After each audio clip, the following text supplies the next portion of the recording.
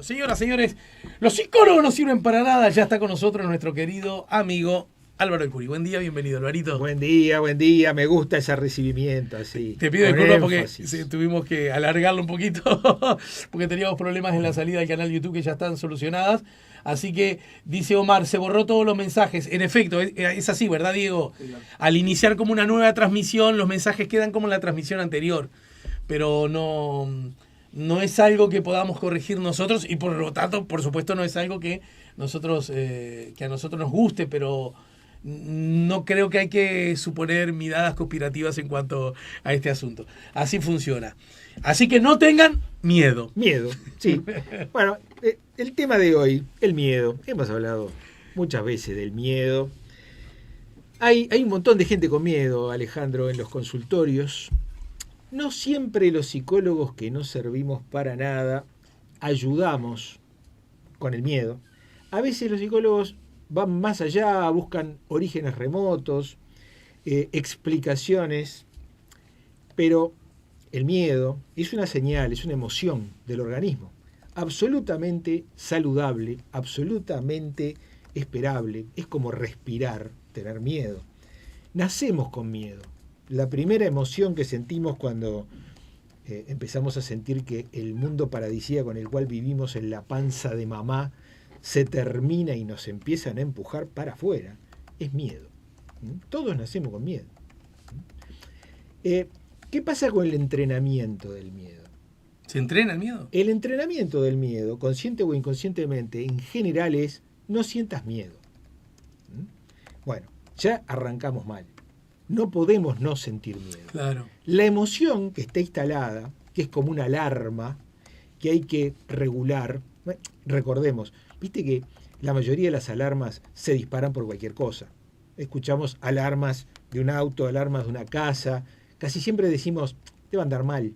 Se disparó porque pasó un pajarito, el auto lo empujaron un poco y sonó la alarma. Pero no decimos, no, cada vez que suena la alarma, seguramente algo peligroso se ha producido. Bueno, con el miedo mal entrenado, con la alarma que traemos todos de fábrica y que generalmente funciona muy bien mientras somos niños, al ser mal entrenado, mal interpretado, de alguna manera colocado en el banquillo de los acusados como una emoción negativa que no tendríamos que sentir, en ese muy mal entrenamiento, a medida que vamos creciendo y nos dicen, no sientas miedo, no seas cobarde, no seas debilucho, no seas esto, lo otro. Nuestra pelea con el miedo empieza perdiendo 2 o 3-0. Porque no nos dicen en general, está bien tener miedo. Tu emoción es válida. El miedo es algo honorable.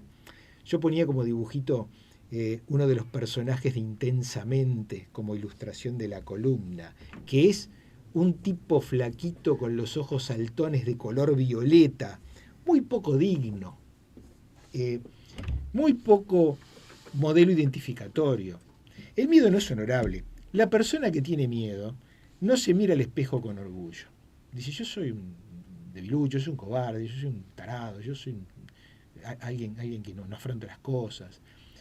No nos enseñan a entrenarlo. El estereotipo, no nos enseñan a manejarnos con el miedo, no nos enseñan a escuchar la señal que necesariamente tenemos que tener instalada. El miedo no es digno, pero nosotros, siguiendo a nuestro amigo Norberto Levi, el padre, si se quiere, un poco del estudio de las emociones y de darle bolilla a las emociones en los consultorios de la Gestalt, en su famoso artículo La dignidad del miedo, reivindicaba que lo primero que tenemos que decir respecto al miedo es una señal válida, necesaria al organismo, pero muy mal entrenada, al que no sabemos escuchar y que generalmente, como una alarma que se dispara por cualquier cosa, nos confunde porque nos pasamos la gran parte del tiempo durante la vida teniéndole miedo a cosas que no pasan, pero muy desenfocados, muy desorientados, de a qué le deberíamos sí tener miedo, porque sí de verdad pasa. Bien, y en ese sentido, entonces, ¿quién nos entrena? ¿Quién nos ayuda? ¿Quién nos provee de herramientas? Y suscribo de punta a punta impertinente mal marketing que a lo largo de la historia ha recibido el miedo, ¿no es cierto? Sí. Porque en realidad razonemos por el absurdo.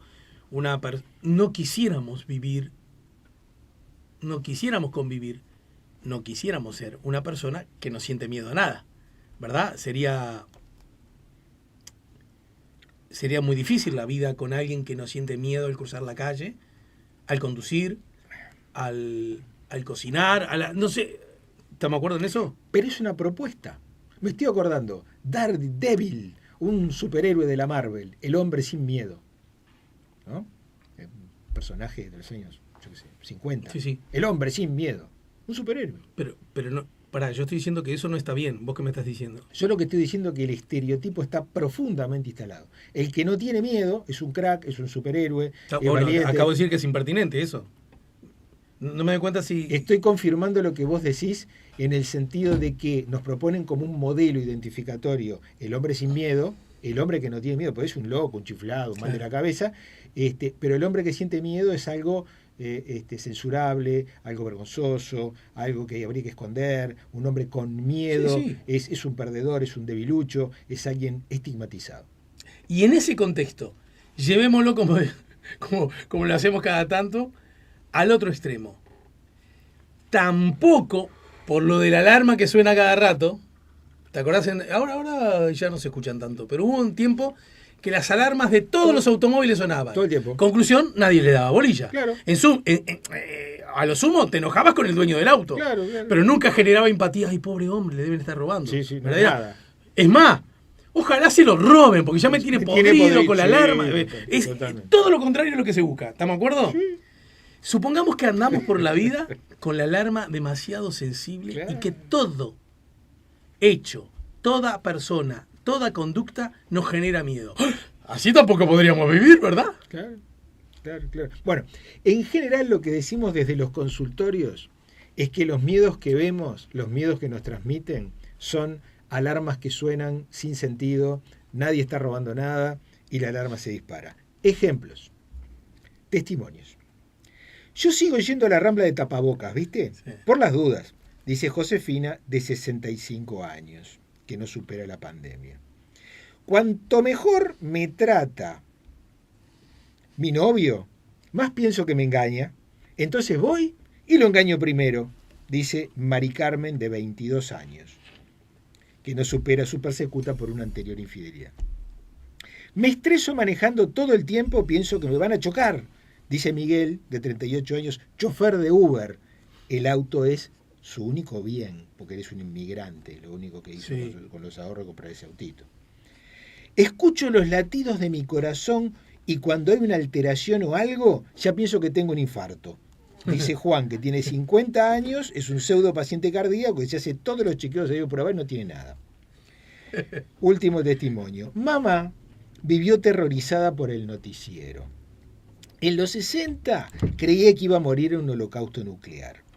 En los 80 creí que iba a morir de SIDA.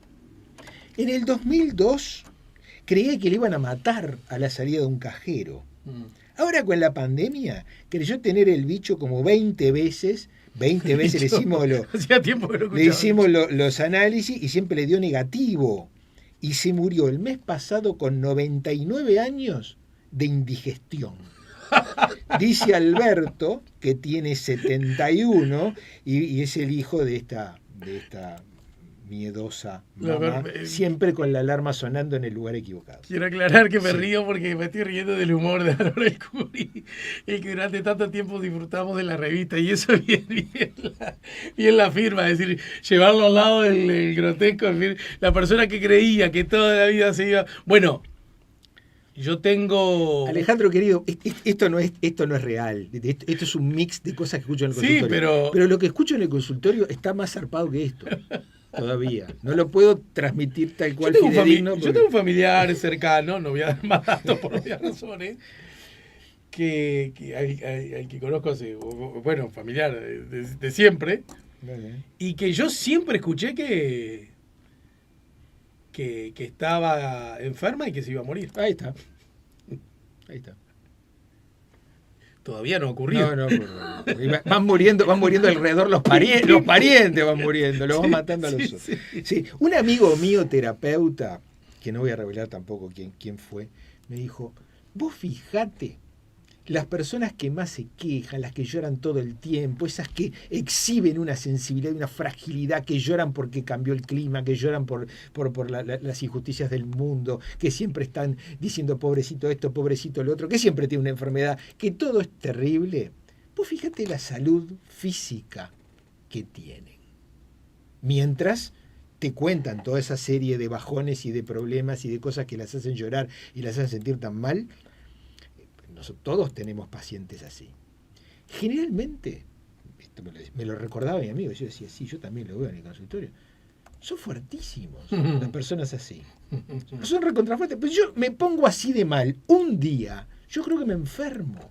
Y estas personas están así todo el tiempo, durante años y años y años. Entonces es una forma de sobrevivencia. Estoy razonando en esa dirección. Que no sé, ¿qué hacemos en esos casos? Y la otra, Alvarito, ¿y qué hacemos si somos uno de esos casos y no nos damos cuenta? Vuelvo a el principio. La dignidad del miedo. El miedo es una señal completamente necesaria del organismo. Quien instaló esta alarma en nuestro organismo, la evolución darwiniana, el maestro de maestros que diseñó nuestros organismos, nos puso mecanismos de alerta para enfrentar problemas, para enfrentar amenazas, peligros. El miedo es lo que nos hace dimensionar esa amenaza como superior a nuestras fuerzas. Le tenemos miedo a una amenaza que es superior a nuestras fuerzas. Hasta ahí vamos, fenómeno. Sí. La amenaza superior a nuestras fuerzas, tengo que tener miedo. Tengo que salir corriendo si la catástrofe puede acabar con mi vida, o un ómnibus en bajada está a punto de embestirme, lo tengo que esquivar, tengo que tener miedo para reaccionar ante una enfermedad, ante un dolor físico muy fuerte, porque tengo que llamar a la emergencia, porque tengo que ir a curarme. El miedo es absolutamente válido y necesario. Pero, mientras vamos creciendo, el mensaje respecto al miedo educativo está profundamente equivocado. Claro. Suprimir el miedo. Claro. No tengas miedo. No te vayas no pierdas el tiempo pensando que hay una amenaza, que te vas a morir, que te duele acá o te duele allá. Eso es de blandito, eso es de mariquita, eso es de bobito, eso es de debilucho, no sé cuánto. El otro día jugábamos con los chiquilines que son más jóvenes que nosotros acá, sí, con la palabra maula. Que no conocían la expresión, no ubicaban de qué daba cuenta. Y yo le decía que mi viejo me decía, para ser franco, casi como un juego, pero estaba planteado en un partido que Liverpool le estaba ganando a Peñarol en el Estadio Centenario, lo estábamos escuchando por tele, era un partido de la noche, ¿verdad? Y Liverpool le ganó como 5-2 a Peñarol. Ya así. Sé cuál partido es. ¿Te suena un poco? Bueno, imagínate, hasta veces no han ocurrido, ¿no? Sí. Pero yo era gurí. Antes del 77 fue seguro porque... yo pensaba uno así. No. Bueno, después cada tanto pasa. Pero en aquella época era Calcaterra, aquel de Doloreño que jugaba en Liverpool. Una figura. Bueno, tenía un penal a favor Liverpool. Cuando creo que íbamos ganando 2-1, y sí, ¿no? Una cosa así. Y en el momento de patear el penal, estamos escuchando el relator, no lo veíamos por televisión. Y yo le digo a mi hijo, no, me voy para escucharlo. Y mi viejo me acuerdo que me dijo, no seas maula. Esa expresión. Me lo dijo medio cariñosamente en el sentido... Maula. Claro, porque bueno, dale, venía a afrontar la situación. Pero en realidad el tema del miedo, el no ser maula, el no ser, como dijimos, mariquita, que era una expresión muy común, ¿no? Sí, claro. Desagradablemente común, sí. ¿Verdad? Bueno, o al varón, derecho nomás, no seas nenita, ¿no? Sí, claro. Además asociaba a la figura femenina con tener miedo. Muy, muy interesante desde el punto de vista cultural. Y por ende con la debilidad, ¿no? Sí. Y la idea de que la masculinidad residía en no tener miedo. Claro. Hay todo un tema ahí. Pero... volviendo, a ver, los testimonios que yo proponía son todas claras situaciones en que la alarma suena y no hay un verdadero peligro. Son situaciones que yo imagino como amenazantes. El caso de la señora que va de tapabocas a la Rambla, el novio que engaña, el que piensa que va a chocar todo el tiempo. Son situaciones que están en nuestras mentes también, no en la realidad. Nuestra mente ha sido entrenada diferente a lo que nos dice la experiencia. Yo prescindo de la experiencia directa, prescindo de los sentidos, no veo la realidad, estoy en mi mente. Mi mente está llena de miedos. Interpreto alarmas, como alertas, situaciones que en realidad no son potencialmente peligrosas.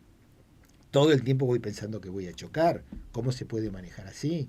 Todo el tiempo pienso que me van a engañar. Miro el noticiero y pienso que cada una de las cosas que dicen en la televisión van a impactar sobre mí. Convengamos, el miedo nos hace manipulables.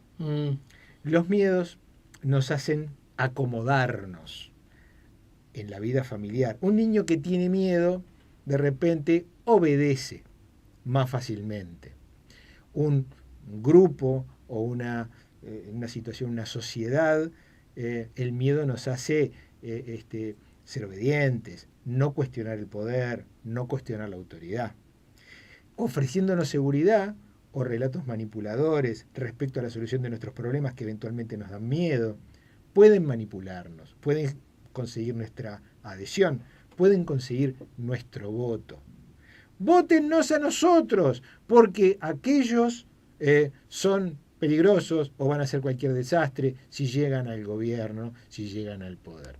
Infundir miedo con respecto al adversario en una población de quien yo busco la adhesión es más viejo, yo creo, que la democracia.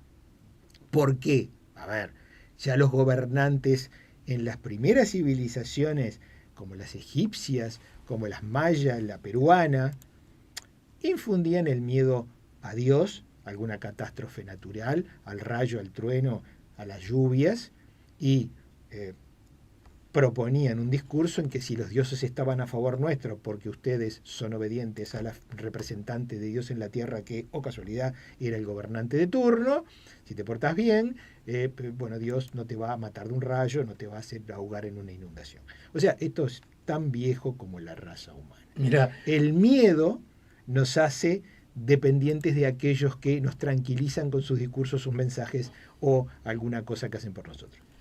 Mira, no me doy cuenta desde qué parte de la ruta, allá a la altura del anillo perimetral, me parece, nos manda un oyente un mensaje con una foto en la que se ve que está sintonizado el 98.7. Mirá. Y dice el oyente: mi abuelo era tropero en La Valleja, tropeando ganado 2 días. En general, se acostaba a dormir en los cementerios. Opa. Tenía 8 hijos y les hacía los cuentos. Y mi madre y mi madrina le decían: ¡qué miedo, papá, que duermas con los muertos! Y mi abuelo les decía: ustedes ténganle miedo a los vivos, que los muertos no hacen nada. ¿Sabés que el que nos manda este mensaje es Ignacio Ruglio, el presidente de Peñarol? Mira, es maravilloso. Al que por piedad al oyente vamos a hablar de fútbol un ratito, ¿no? No, claro. Pero ahí tenés el mensaje del abuelo tropeando en La Valleja. Maravilloso. Maravilloso. Excelente. Aplauso. Bueno, así que un saludo grande a Ignacio, que siempre tiene la deferencia no solo de ayudarnos a poner la mañana en camino, escuchándonos, sino también ayudándonos también a mandar sus WhatsApp a través del 099-894-987. En un programa que notoriamente carece de hinchas de Peñarol, hasta donde yo sé. ¿En qué sentido? ¿El staff? Acá. Y no sé, Diego Nacho es medio cero fútbol, pero es de Peñarol, ¿no? Está. Encontramos. Es de Peñarol y Javier, que ya llegó. Javier, ¿me escucha Javier ahí? Javier, vos bolso, ¿no, Javi? Peñarol. Entendí. Bueno, empatamos con Javier Daedo, que acaba de llegar. Ajá, ¿verdad? Pero como invitado. Después está Diego, que es bolso. Pero me consta un bolso muy medido. Pero hay poco carbonero acá en la barra. Y después ¡no! ¡Qué poco! Chasquete muy carbonero. Bien. Bien.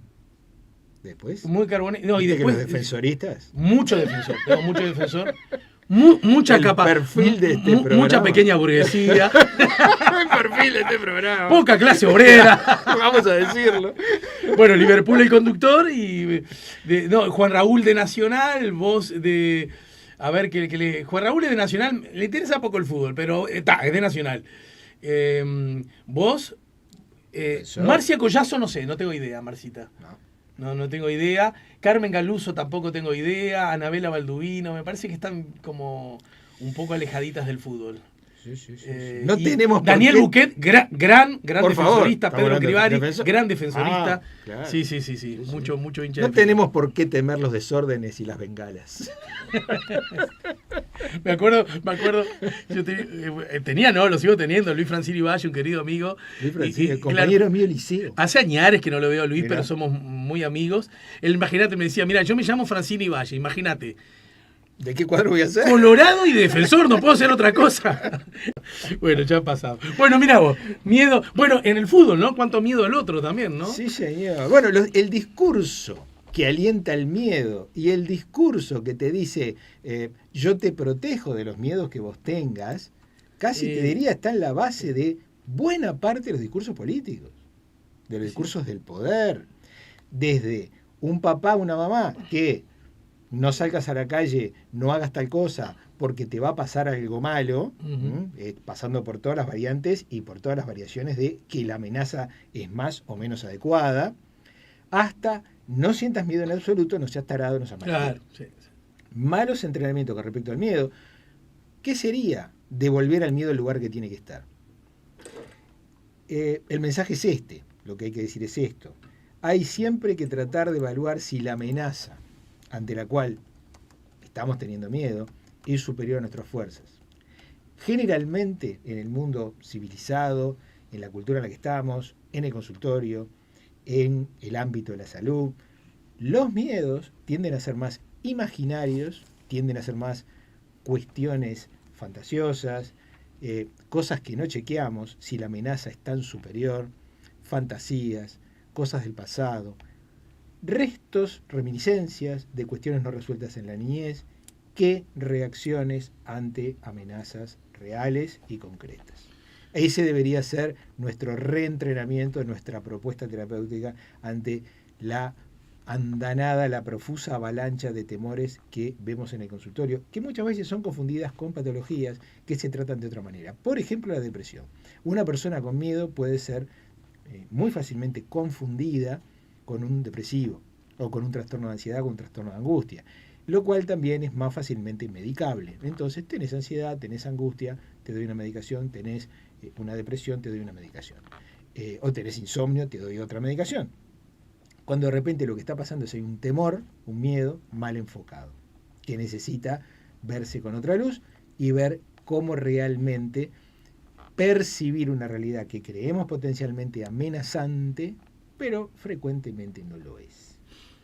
Bueno, muy bien, Alvarito, muchas gracias, como siempre. Gran partido, hablando de fútbol, este fin de semana, Defensor River. Sí. Porque River viene con todo, goleando, puntaje ideal, pero ustedes vienen muy bien. Nosotros venimos bastante. Si les interesa ganar este campeonato, tienen que bajar a River. Es verdad. ¿No?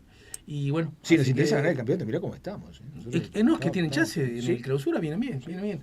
Bueno, te despido. Me olvidé, Fito Garcé, gran hincha de Nacional. El pelado Cardarello, gran hincha de Nacional. Los dos. Mucho Nacional, Pero me olvidé de Rafa Piñeiro, el politólogo, investigador de la Universidad Católica. Ese vale por 200 hinchas de Nacional, porque es de Peñarol a niveles como pocas veces he visto. Mire usted. Bueno. El hijo de Chico, ahora ya es gran hincha de Peñarol, el hijo, le preguntó: papá, ¿qué pasa si me hago hincha de Nacional? Y él le dijo: te dejo inmediatamente de querer. Qué sutil, qué manera. Tenemos que hablar con este muchacho con respecto a cómo está educando a su hijo. No, creo que va todo bien. El pibe de Peñarol. No, todo bien, se aman, divino. Van a todos lados juntos, los veo siempre juntos. Son divinos. La verdad es una familia preciosa. pero el pibe le salió de Peñarol. Y yo, cuando de chico, ya te conté. Le salió. No tuvo chance. Sí, claro. Si no, se quedaba sin padre. Sí, sí. Cuando yo de chico, mejor dicho, cuando nació Juan, que yo dije, bueno, vamos a ver, ojalá sea Liverpool, pero no lo voy a presionar. Ya te conté que Lola, que no le importa nada el fútbol, me miró a los ojos y dijo, no seas banana, creo que me dijo otra palabra, hacelo de Liverpool, que es lo que a vos te interesa, es tu cuadro de fútbol, se acabó. Hacelo de Liverpool. Y bueno, y estamos ¿Qué quedó? No lo voy a presionar, ¿no? No, cambié en 10 segundos.